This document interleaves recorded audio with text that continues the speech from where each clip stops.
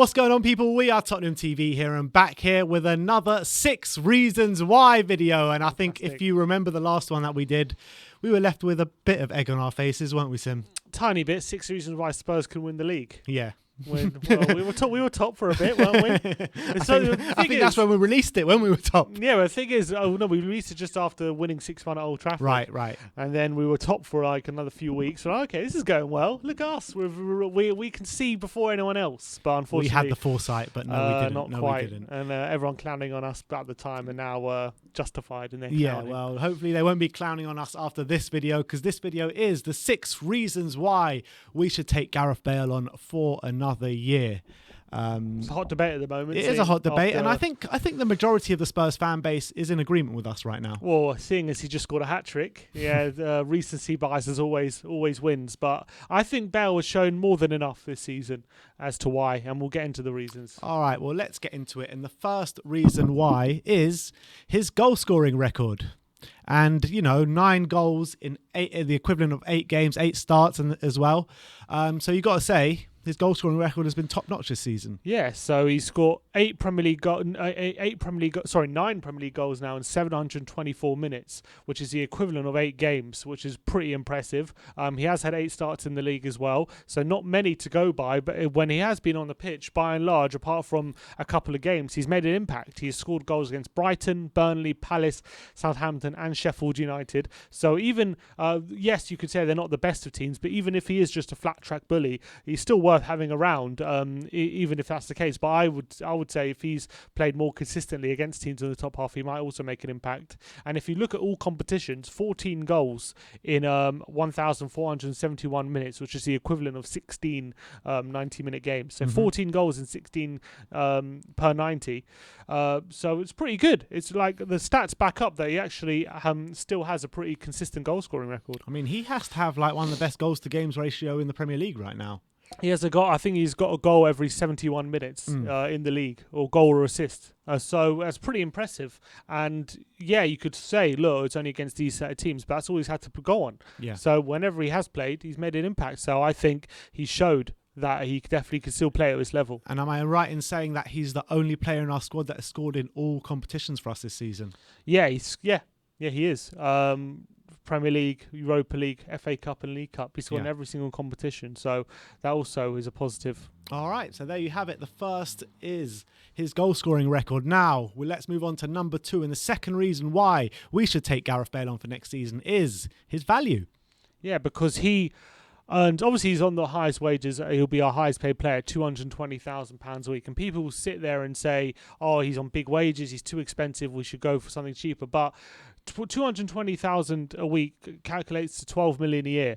And if you want to find a replacement, to spend less than that over, if you're spending a transfer fee of 30-40 million and you're paying someone at least 50 grand a week or 60-70 grand a week, you're spending a lot more money than the 12 million a year you'd be spending on the wages for Gareth Bale. And considering his ability, I can't see us getting a better player for the amount of money we could spend on him. Yeah, look, that is going to be music to Daniel's ears for sure.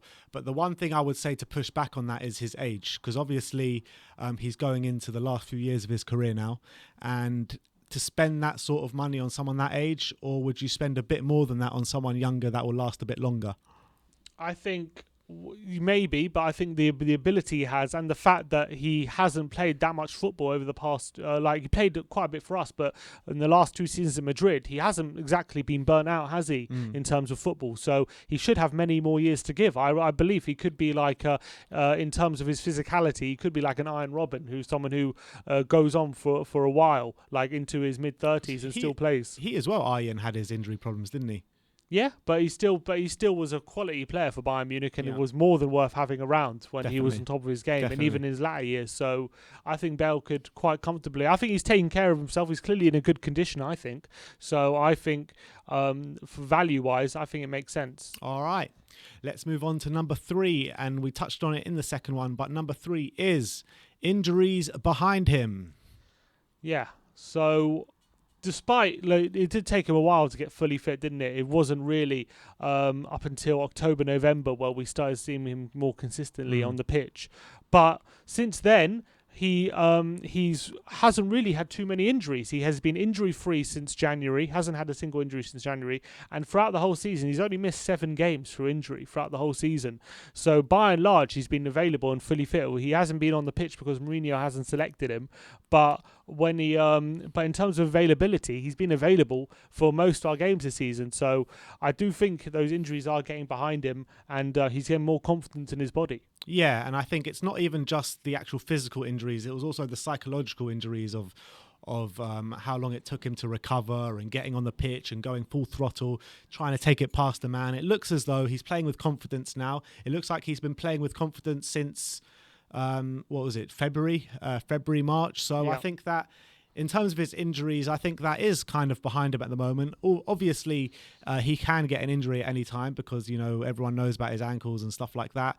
But right now, I would say his injuries are behind him. And I think the main point of that are the psychological scars that he did have. Mm-hmm. And it seems as though he's over that now. Yeah, he hasn't been exactly riddled with injuries, maybe in like in previous seasons. Although he's had the odd couple, he hasn't been as bad. So his injuries, they're not going to say all his injury problems are completely behind him, but definitely they're improving from when he came to us. All right, well, that is the injury record at number 3. Number 4, we are going to go and look at the new manager bounce that's potentially going to happen next season. Yeah, well, we don't know who our manager is going to be, but apparently, reportedly, he will be offered, whoever it is, the chance to have Gareth Bale for another year, and it'll be they'll be taken into account when we decide whether to have Bale again. And I do think that is definitely could be an attractive proposal for an attacking manager who has more possession base, likes to play closer to goal, likes a player who can make the difference in the attacking third. It could definitely be an attractive proposition for a new manager. So, and as well, a new manager could get even more out of Gareth Bale from what he's given in this first season, despite the fact that he has given a lot when he's been on the pitch. I feel like a new manager who will have him from the start of the season, hopefully fully fit, could even get even more out of Gareth Bale in terms of goal outputs and more consistency. So I think it's a positive thing. Yeah, look, I completely agree with you. And in terms of Ryan Mason, how he's been since Ryan Mason has come in, he's been obviously our best player in our 2 Premier League games since then, and also he's made kind of sly digs at the way Jose was playing in both of those interviews after those games about how he likes to be on the front foot, how he likes to play attacking football, how he likes to play closer to the goal, and I think that's showing on the pitch as well. Like I said, 2 man of the match performances in his 2 Premier League games. Yeah. Why did he not play in that cup final? Yeah, because I don't know, we'll never know. Anyway, let's move on to number 5, and number 5 is that game changer he can be in Gareth Bale. Yeah, he's got a real game changing ability. He's the only one in the squad who can really create something for himself, like in that final third, really. I think Kane and Son can as well. I don't think they can do it to the level Bale can do it. Maybe not to the level. I don't think he's the real one where if you get at him in that final third, you know that even if he has a player on him, he can definitely beat a player and put it in the back of the net, and in a moment he can change the game very if the game's on a knife edge, he can easily change a game. And I think that keeping that front three of Bale, Kane and Son is going to be difficult, but if we can do it with a new way of playing, I'm really confident that that front three can definitely spark a lot of fear into a lot of opposition defences. Completely agree. I mean, that's the trifecta we were so excited about seeing when Gareth Bale got announced as a Tottenham player. Obviously, for one reason or another, we've only seen them on the pitch together 2 times, I think it is, literally. So I call on all 3 of them to stay just so we can see that trifecta for one season at least, because they are dynamite. And when we have seen them together, they linked up pretty well, exactly. By and large. Exactly. So I want to see that again. All right, and let's move on to the last and final point, and that is number 6, for the fans. So we haven't had the fans in the stadium this year, and that was one of the big excitements of bringing Gareth Bale back, is to have him welcome him home with the fans, with the full Tottenham Hotspur stadium behind him, and everyone, and sharing the love in that way, and welcoming Bale back to Tottenham Hotspur. The prodigal son returning home. But the fact there were no fans in the stadium kind of put a dampener on all that, and we haven't, except for the cup final, he hasn't really been in front of the fans to show our appreciation to him. We were at a training ground, and the training ground himself. Spurs Wales goal. He saw that for sure. But I think having the fans in the stadium for next season, having him back there, having him that massive welcome could bring another element to our season, and hopefully have a bit of a feel-good factor at home games and stuff like that. Having Gareth Bale on the team and seeing him in full flight, we just haven't had the chance to do it. So I think having him for the fans as well next season could be a big element. Yeah, and I think that was a big reason why Gareth Bale chose to come back to Tottenham, going to a place that he knows the fans love him. He knows that he's loved around the whole club, and it's a big thing. And I think it's a big thing why Gareth Bale would want to stay for next season as well. And I think that the cup final was a bit of a taste of that. Yes, he wasn't playing, but every time he started to warm up, in front of us, we were all singing his name. He was giving us claps and smiles back as well.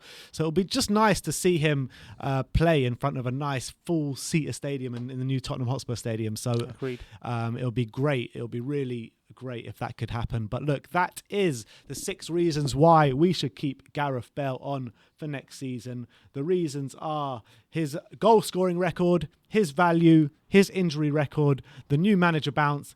He's a game changer, and for the fans, we would love to see him play in front of a nice 60,000-seater stadium full of fans where the fans can cheer him on to score even more goals. But those are our 6 reasons why. Let me know in the comment section below if you have any other reasons why Gareth Bale should be staying at Tottenham for next season, or let me know a reason why you think Gareth Bale should not be playing for Tottenham next season. Let me know in the comment section below. Like, subscribe and comment, and as always, come on you Spurs.